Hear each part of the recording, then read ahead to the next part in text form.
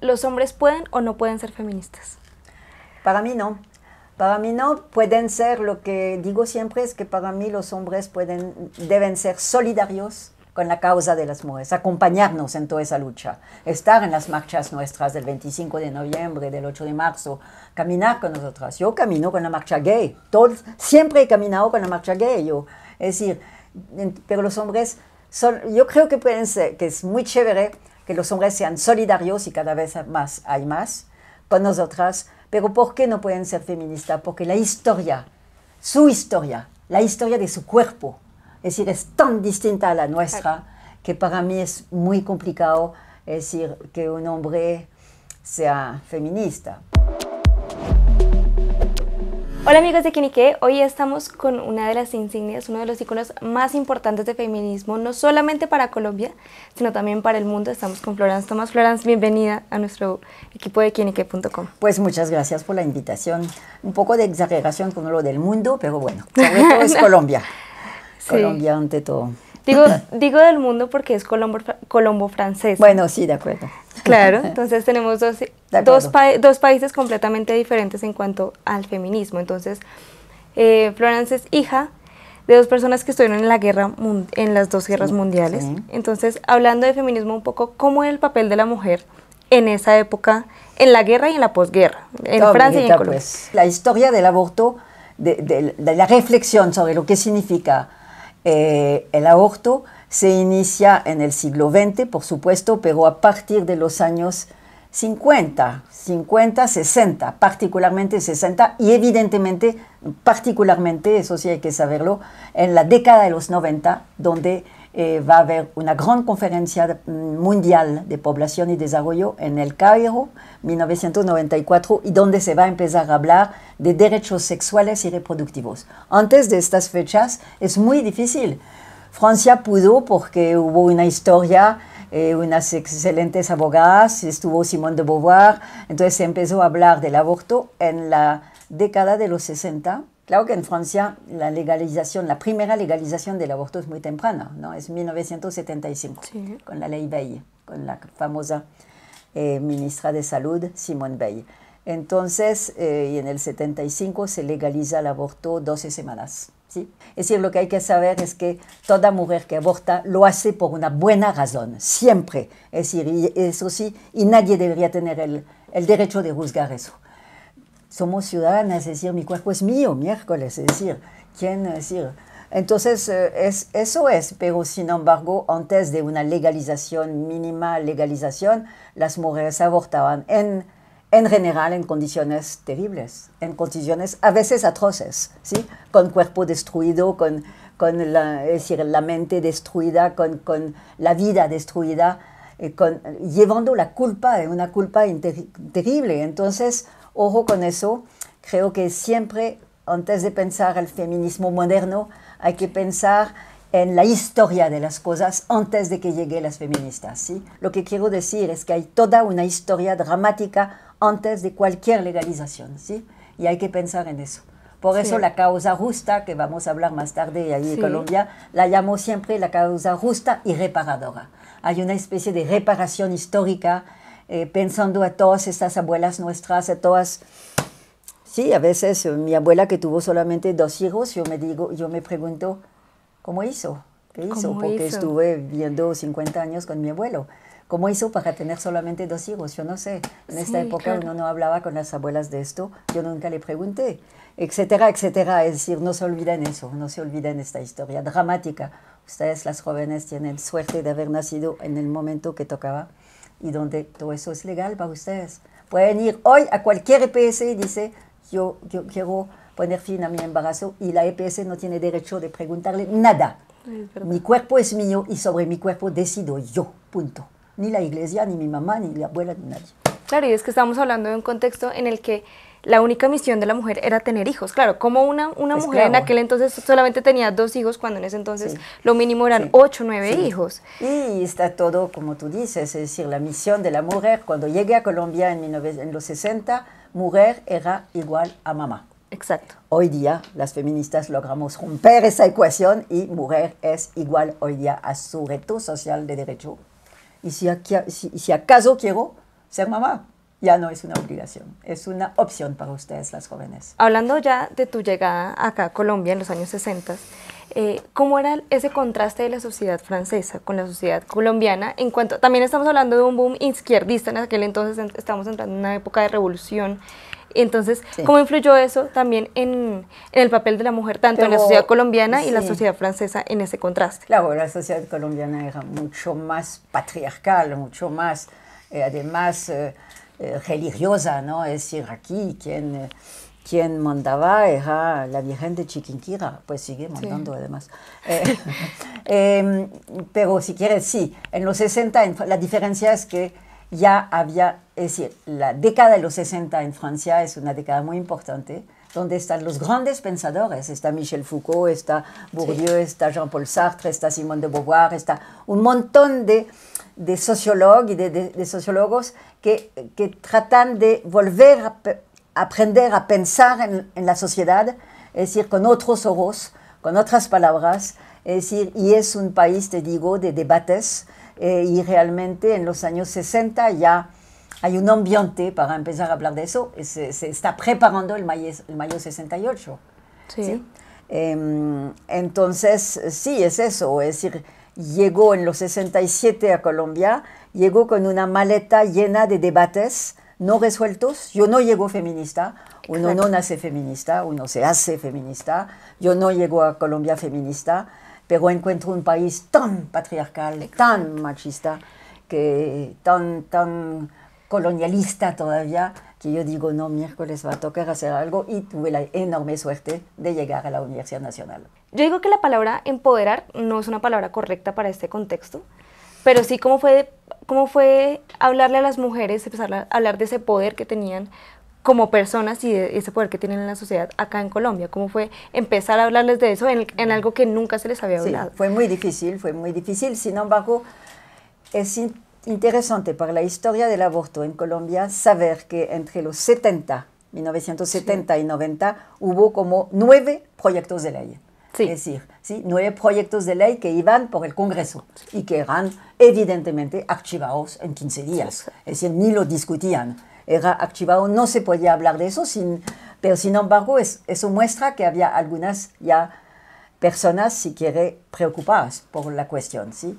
No, realmente en Colombia se inicia en los 90, cuando empezamos un grupo de mujeres a conformar una mesa de discusión sobre esto, con expertos en la materia, con Profamilia, con etcétera, con Oriéntame, con algunas ONGs o fundaciones que trabajan estas cosas, y con expertas, con feministas que querían realmente resolver este problema. Y se inicia lo que se va a llamar después la Mesa por la Vida y la Salud de las Mujeres, donde nos reuníamos cada mes o cada 15 días en una mesa de Profamilia, en Profamilia, ¿sí? Con expertos, te digo. Pero gracias también a partir de un ambiente que cambia un poco, si quiere, con la década de los 90 y con ya la Declaración de Derechos Sexuales y Reproductivos, que eso fue muy importante porque se puede a partir de este momento empezar a hablar de derechos para las mujeres, ¿sí? De decidir si querían ser madre o no, sobre la anticoncepción. Todavía no se hablaba mucho de aborto, pero sí, es decir, de la posibilidad de no ir hasta el final de un embarazo, de interrumpir voluntariamente su embarazo, porque es que hay algo importante también ahí con el lenguaje. Sí, porque claro. El lenguaje, es decir, nos dimos cuenta un momento que la palabra aborto era terriblemente estigmatizada. Satanizada, pues, sobre todo. Satanizada, estigmatizada, con una historia terrible. Sí. Entonces se va a tomar un poco el modelo de Francia, que empezó a hablar de la interrupción volontaria de la grossesse, IVG. Y aquí, interrupción voluntaria del embarazo, IVE, ¿sí? Claro. Entonces, que nos permitió poder hablar de eso con un poquito más de facilidad. No se hablaba del aborto, sino de la interrupción voluntaria del embarazo, que permitió hablar un poquito más. Pero lo interesante, mezclo mucho las épocas, pero no importa, después ustedes verán cómo. Lo interesante es que hoy se puede volver a hablar de aborto con un poquito más de facilidad, gracias a los 2 fallos que hubo en estos años, ¿no? En estos 20 años. De igual forma sigue siendo un término que sigue estando satanizado, ¿no? Digamos, en mi época, yo nací en el 98, e incluso en los 2000, mi familia es muy religiosa y toda la vida a mí me inculcaron que el peor pecado, el pecado mortal que podría cometer en su vida era el aborto. Me decían, te vas a ir al infierno si algún día abortas, te vas a ir al infierno si algún día abortas. Tú, no. Claro, ¿y qué piensan las mujeres en ese momento? Pues en la vida puedo hacer eso. Hasta que ya pues empecé a crecer. No todo el mundo, ojo. No todo el mundo, no claro. todo el mundo. Por supuesto que existe todavía lo que tú dices de tu educación, ¿no? Existe todavía fuertemente. Sin embargo, es un tema que se está volviendo un poquito más fácil de abordar, como el tema del feminismo. Sin duda alguna es una gran valentía alzar la voz en un momento que ninguna mujer lo hacía. O sea, estamos hablando de una época que la mujer no tenía ni voz ni voto y sobre todo porque las luchas han cambiado. En aquella época las luchas eran por el voto, por el trabajo, por siquiera tener el derecho de hablar sin tener un hombre al lado. Quien por el reconocimiento, sí, exacto. Porque estemos nombradas, ¿sí? Sin embargo, yo pienso que en Colombia tiene una gran influencia la parte religiosa, ¿no? Y digamos que esto ya está mandado a recoger, ¿no? La religión en una época tuvo mucho poder, tanto en la política como en la sociedad, pero hoy en día, pienso yo, no debería tener el poder que tiene, porque esa religión ha influido mucho en ciertos estigmas que tiene en la mujer, en la sociedad, y sobre todo también lo que yo venía diciendo, en el cómo pensar y cómo satanizar algo que es simplemente libertad del cuerpo de la mujer. ¿Qué piensa Florence Thomas sobre la influencia de la religión en la sociedad colombiana? ¿Piensas que Colombia es una nación laica? Simplemente, laica, o sea, separación del Estado y de la Iglesia, como está en Francia, como está en muchas democracias actualmente. Es decir, eso significa que respetaremos todas las creencias religiosas, pero que nos dejen hacer nuestras leyes y todo eso como una nación laica. Lo que pasa es que en Colombia la laicidad, desafortunadamente, no hubo suficientemente pedagogía sobre eso. Sí, ¿qué significa la laicidad? La gente no sabe. Es decir, no significa que vamos a satanizar la Iglesia en absoluto. Escuchémonos y respetémonos, pero que esta gente religiosa sepa que es decir, la nación, el Congreso y todo eso deberían ser laicos, porque son los que van a legislar. Y las leyes tienen que estar separadas de la religión, evidentemente, si no, nunca vamos a avanzar. Y repito, eso no significa que no nos vamos a respetar. Acá en Colombia lo que sucede no es tanto con las universidades, porque sí, evidentemente hay muchas universidades que son católicas, cristianas. Yo vengo de una universidad que es del Opus Dei, por ejemplo. Pero personalmente a mí nunca... La Sabana, sí señora. La queremos mucho. Sino que a mí personalmente nunca me inculcaron la religión como yo hubiera evitado que me la inculcaran porque yo no soy religiosa.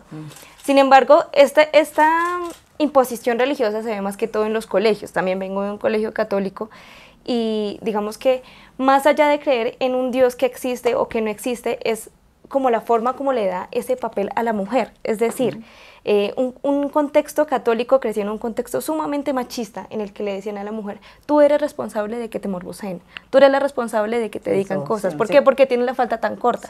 En lugar de decirles a los niños como, oigan, por favor, no graben a las niñas cuando suben las escaleras y muestran la falda por debajo. Fuimos culpables. Siempre somos culpables. Siempre hemos sido culpables. Desde Eva, que mordió la manzana. Es decir, y Eva, sin embargo, es la primera feminista. Eva es maravillosa. Yo sí la defiendo, pero es decir, Eva decidió desobedecer, que tenaz, desobedecer a Dios, ¿no? Desobedecer, se mordió la manzana del árbol del saber y pues no quiso quedarse al lado de Adán que dormía debajo de un árbol todo el día. Eva prefirió desobedecer y es maravillosa porque hay una palabra que es maravillosa para las mujeres, es no, es saber decir no cuando toca, ¿sí? Y Eva dijo, no más, yo me quiero ir de aquí, quiero decir saber, Entonces hay que tomar a Eva no como una pecadora, sino como la primera feminista. No, y hablando, yo hablo desde mi contexto personal, desde mis dos abuelas, ambas se criaron en dos contextos diferentes. Mi abuela materna se casó a los 15 años y desde los 15 años se dedicó a tener hijos, ella fue campesina. ¿Cuántos hijos tuvo? Mi abuela tuvo 9 hijos. Mi abuela tuvo 9 hijos en el campo, en un pequeño municipio de Boyacá que se llama Pauna. Sí. Y mi abuelo le llevaba 10 años. Entonces mi abuela hasta el día de su muerte repetía que ella era muy afortunada porque mi abuelo nunca le pegó. Claro, porque es que lo normal en esa época era que el hombre le pegara, que la esposa le pegara. Nunca le pegó, Dios mío, qué buena vida. Exacto, en ese momento, en ese entonces era como una lotería ganarse un hombre que uno no le pegara. Claro. Pero igual, simplemente ella, la misión de vida de ella fue dedicarse a tener hijos desde los 15 años hasta los 42, que fue cuando tuvo mi mamá. Mujer era igual a mamá. Y en el caso de mi abuela paterna, la cosa de mi abuela paterna es un poco controversial porque mi abuela paterna no se casó por gusto. Mi abuela paterna duró hasta mi edad, hasta los 24 años, soltera, y la presión social era increíble. 24 años soltera, en los años 50, eso era un tabú, se tiene que casar, se tiene que casar. Sí, entonces finalmente fue bastante rápido el cambio, ¿no? Pero sí, gracias claro. En gran parte, ahí sí hay que introducir el feminismo. Gracias a mujeres como Simone de Beauvoir, gracias a mujeres que empezaron a gritar en la calle. Me acuerdo en los 60, digamos en los 70 más bien, cuando con 20 compañeras en la séptima, sí. Nosotros gritábamos, mi cuerpo es mío y sobre mi cuerpo decido yo. Es decir, nos miraban como unas locas, pero... Y yo no sé, yo tuve bastante suerte porque yo, de verdad, yo no recibí amenazas fuertes nunca. He escuchado muchas veces que inculcarle esta lucha de género a las mujeres de clase alta ha sido una tarea mucho más difícil que con las mujeres de clase baja. Las mujeres populares, pues porque las mujeres populares no tienen nada que perder y todo para ganar. Abrir la puerta de su casa, salir a la plaza pública, empezar a gritar, empezar a contar sus vidas. Es decir, claro, ellas no tienen nada que perder. Una mujer popular que oye un poco a las feministas y todo eso, dice, yo no sabía que tenía todos esos derechos, ¿no? ¿Qué tal? Ella, sí, claro. En vez de que la mujer de estrato 6 o de estrato 10, porque aquí estrato 6 es estrato 10 a veces, tiene mucho que perder. La tarjeta del club, el otro carro que tengo, es decir, para ella, yo, hablando de feminismo a las mujeres de estrato 6, es decirle, es desarreglar todo su pequeño mundo. Claro. Es decir, es empezar a que ella trate de pensar en ella misma, de todos los privilegios que tiene y por supuesto, es decir, ella me decían a veces a la final de las conferencias, yo no entendí lo que dijiste, Florence, es que yo nunca me sentí discriminada, a lo cual le respondía, pobrecita, ojalá no te dé muy duro cuando te das cuenta, es decir, sí, cuando se toca separarse una mujer de estrato 6 o 10, pues sí, es decir, le plantea muchos problemas, tiene mucho que perder con el feminismo. 4.000 mujeres de menos de 14 años son madres en Colombia. Actualmente. 4.000 niñitas de menor de 14 años, o sea, niñas de 12 años son madres. Claro que ahí es un delito, si se sabe cuál tipo hizo eso, a la cárcel directo. ¿Quién sabe? Yo digo a la cárcel directo, no es siempre así, pero digo, ¿entiendes? Hay que saber que embarazar a una niña de menos de 14 años es un delito que pide cárcel, ¿sí? Pero el drama es que a veces es el noviecito que tiene 15 años y medio. Exacto. Entonces, ¿qué haces tú? ¿Sí? Es decir, es dramático eso, pero muestra el atraso que tenemos, particularmente un atraso en educación sexual en los colegios. Exacto. Y sobre todo que, digamos que, aún así, en caso de una violación, una niña menor de 14 años que sea violada y que quede embarazada, para poder acceder al aborto bajo esta causal, antes de que fuera legal, para acceder al aborto bajo esta causal de violación se tenía que hacer una denuncia formal y esa denuncia pasaba a la fiscalía, no, pues claro. Qué pruebas, qué demás. Y mientras eso ya la mujer empezaba en un proceso de gestación que ya era muy avanzado, sí, claro, ya para un momento que ya era imposible abortar. Y por eso lo que tú mencionas aquí justifica nuestras 24 semanas que han sido tan criticadas. Exacto. Que la gente no se da cuenta de que hay muchas mujeres en estos territorios en lo que tú hablas, las niñas indígenas, etcétera, etcétera, que les toca mucho tiempo para tomar esta decisión, para poder saber inclusive que están embarazadas. Es que la gente no sabe aquí. Exacto. Es decir, hablamos desde la capital, pero hablamos también desde las capitales de Colombia, digamos Bucaramanga, Barranquilla, todo eso, bien. Pero pues pensemos a esta otra Colombia. Y 24 semanas, claro, la gente no lo pudo entender, eso parece ser muy... Pues son 6 meses. Son 6 meses que les da tiempo a una niña o a una mujer, es decir, de llegar, de tomar la canoa, de irse a 3 horas en canoa, llegar a un centro de salud que está cerrado este día o la ginecóloga no llegó. Simplemente se devuelve. Y va a pasar un mes más. Y, es decir, es eso lo que hay que pensar siempre. Hay que pensar en que nosotras somos todas mujeres privilegiadas aquí. Tú, es decir, bueno, los hombres no hablo porque ellos son siempre privilegiados. Entonces, no, más o menos, no es cierto además. Los hombres actualmente duro nacer hombre actualmente. Están recibiendo todos los impactos del feminismo encima, todos. Y eso no es fácil. Pero sin embargo, porque ellos saben que tienen que cambiar o cambiar. Exacto, no hay de otra. Exacto. No hay de otra. Y sin embargo, yo pienso que en Colombia también, aún así tenemos una sociedad patriarcal que rige no solamente en la sociedad, sino también en las leyes, en las normas. Pero claro, el Congreso. En el Congreso, exacto. Porque, pero por es ejemplo, que todo el mundo dice que es una maravilla porque tenemos 29% de mujeres en el Congreso. Ninguna maravilla. Apenas estamos llegando a la ley de cuotas, ni siquiera porque es 29, no es 30 sí. Todavía. Y además, deberíamos ser 50-50 o 48-52, exacto. Algo así, pero pues el mundo de las mujeres es un mundo distinto del mundo de los hombres. Entonces, si no estamos en el Congreso para debatir leyes, es decir, nada que hacer. Es decir, la vida cotidiana es una vida donde están hombres y mujeres y donde es distinto, por supuesto. Claro, y sobre todo porque en el Congreso el tema del aborto tuvo un momento trascendental y también muchos hombres hicieron parte de este debate, hombres, y también metieron el ámbito religioso en este momento. Yo pienso que el aborto tiene que sacarse de la caja moral.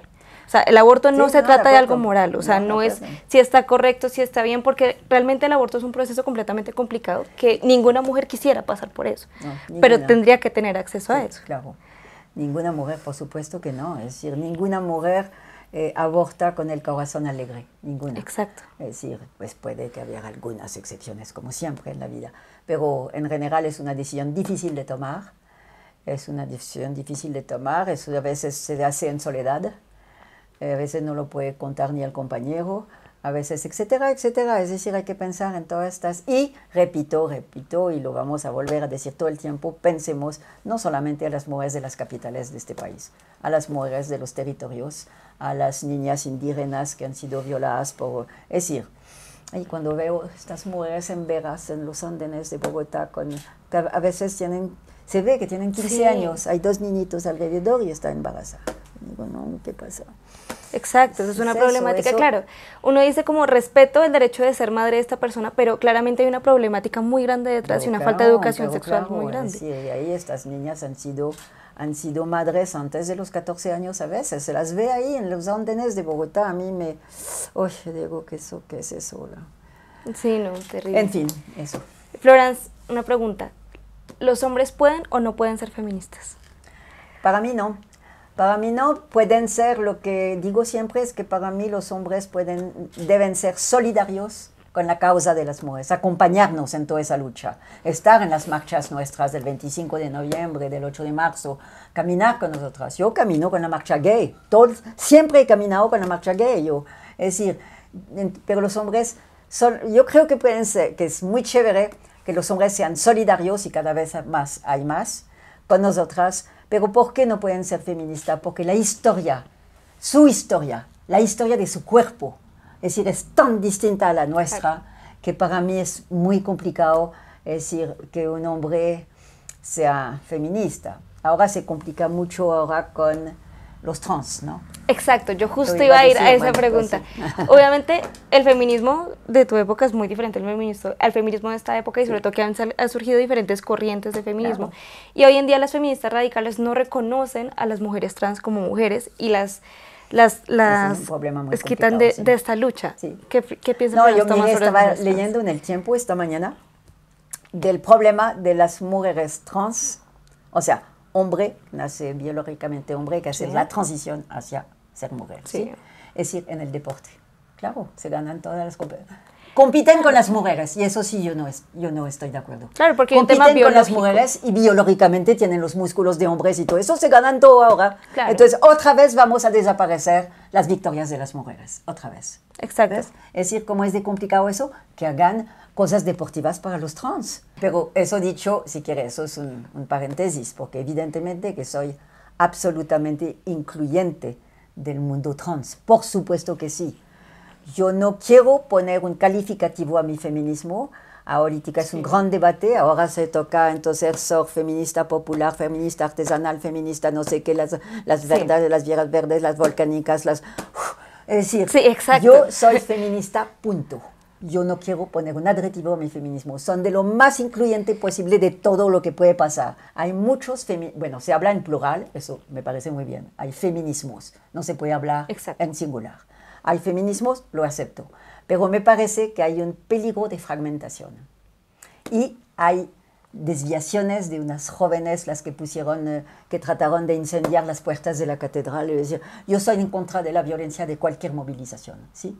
Y entonces a veces yo no estoy de acuerdo con estas jovencitas y es difícil debatir con ellas, no crean. Es decir, por supuesto que hay lleno de feministas de tu generación muy chéveres, súper, que apoyamos y todo eso, y que además nos están enseñando nuevas metodologías para cambiar el mundo, pues sus redes sociales o lo que tú estás haciendo ahorita, esta cosa que en mi tiempo era excepcional, pues no se podía hacer. ¿Sabes por qué? Porque es lo que yo venía diciendo desde hace mucho tiempo, las prioridades de ustedes eran diferentes a las prioridades que tenemos nosotros hoy en día.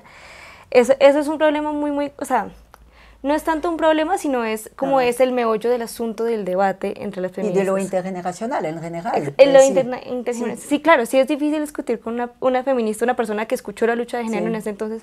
Imagínate con una persona que es muy conservadora, con una persona que se quedó con este tipo de ideologías.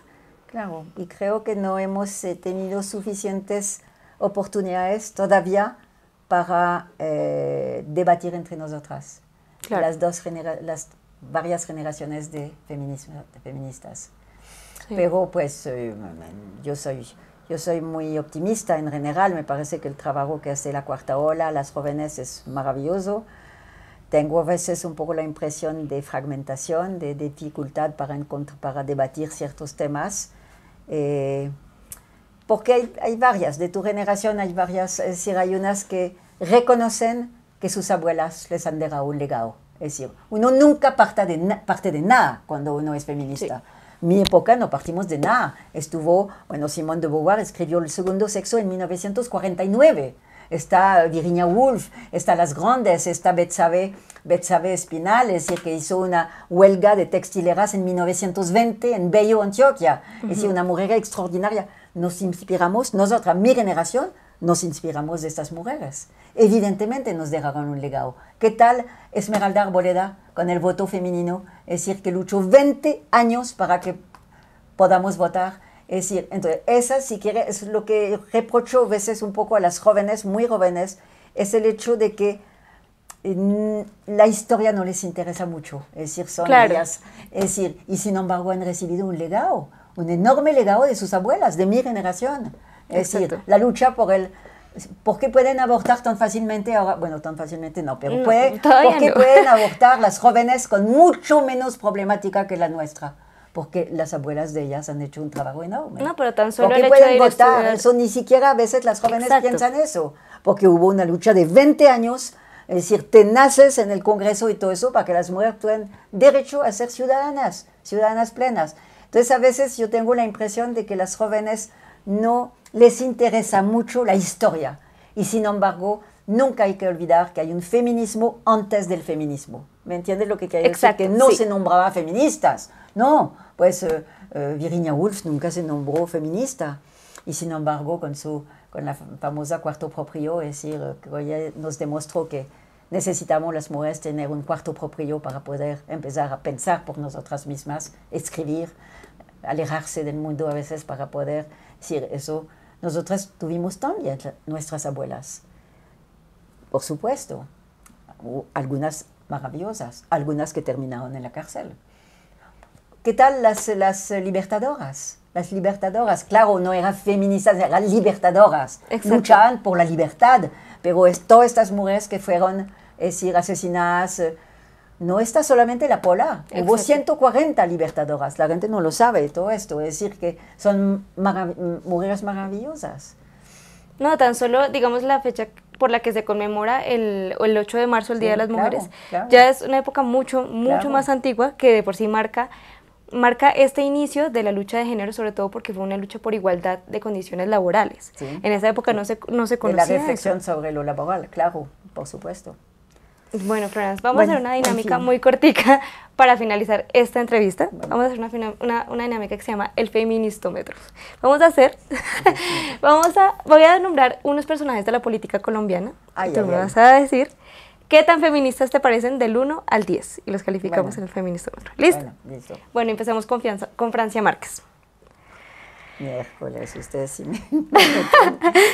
Francia, pues tengo que decir cifras así, no, yo te voy a decir lo que pienso. Ok, Francia Márquez es una líder excepcional, maravillosa, que además en ese mundo todavía tan patriarcal y sobre todo tan blanco, me parece muy chévere que tengamos esa líder negra, valiente, ¿sí?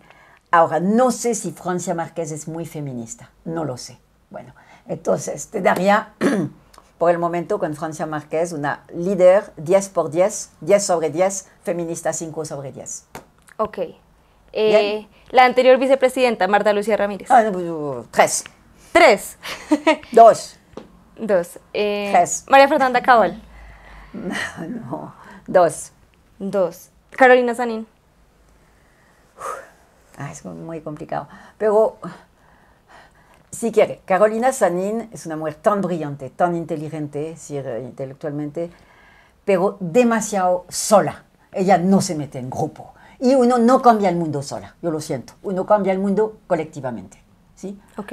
Entonces, eso es muy importante para Carolina Sanín. Yo la admiro mucho, he leído sus libros, a veces me exaspera enormemente con su narcisismo y no acepta ninguna crítica.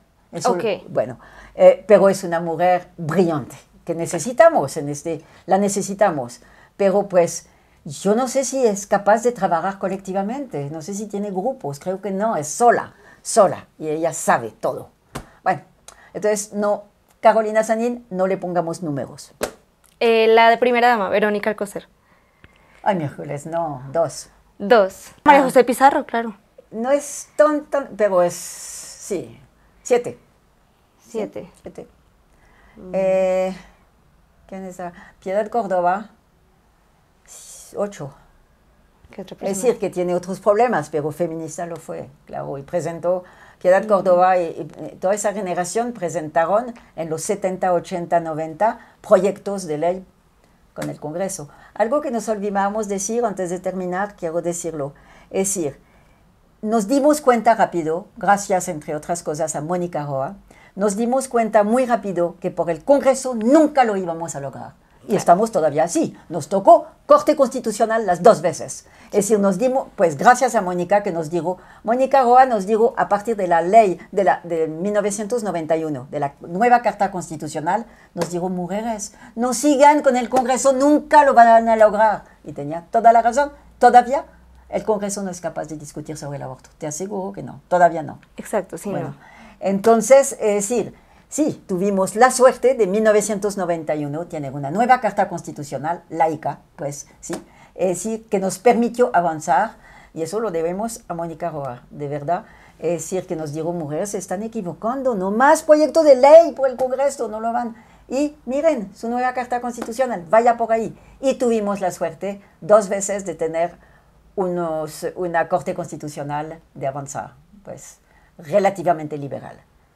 Bueno, extrañamente, ¿dónde son los hombres que nos hicieron engañar, no? Exacto. Que nos hicieron ganar. Claro. Bueno, y un último personaje diría yo que no es de la política, sino es del periodismo, Vicky Dávila. Vicky Dávila es una persona... es un ¿de semana? ¿De semana? No.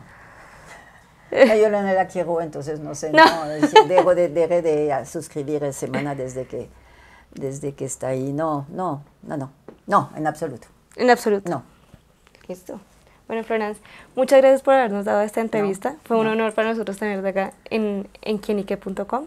Quisiera que nos dieras una invitación a todas las mujeres que luchamos día a día por el feminismo y por la igualdad de género, y sobre todo por tener la decisión sobre nuestros cuerpos.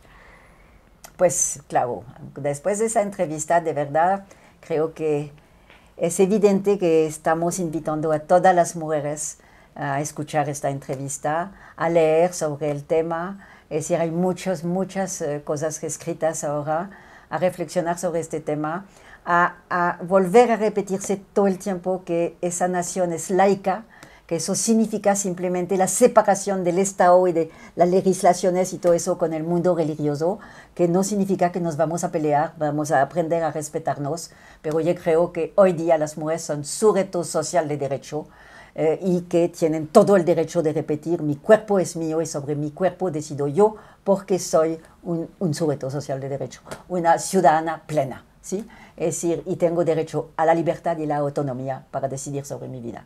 Eso entonces, para las jóvenes, pero yo creo que las jóvenes de tu generación ya lo saben de alguna manera, pero repito, estamos hablando desde Bogotá, ojo con eso. Nunca se olviden de pensar a todas las mujeres que no tienen este privilegio de vivir en una capital, en una ciudad capital. Están todas las mujeres de los territorios campesinas, inclusive de veredas perdidas en Boyacá, ahí cerca de Bogotá, que no saben que tienen derecho, no lo saben, y nadie les dice, evidentemente, y no es en la escuela actualmente que les hacen clases de educación sexual.